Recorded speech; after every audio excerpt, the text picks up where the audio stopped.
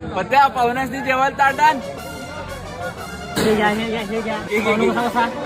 हे बघा, तुम्ही फक्त सांगा तुम्हाला काय काय पाहिजे, सगळे मिळणार. काय काय जेवायला? काय काय आहे? अहो, पुरी भाजी आहे, इथं पापड आहे, काय आणि भात आहे, मसाले भात आहे, आमटी आहे, मट्टा आहे, स्वीटला काय रे, फ्रुटखंड सुद्धा आहे. काय पाहिजे सांगा. पुरी भाजी आणायची.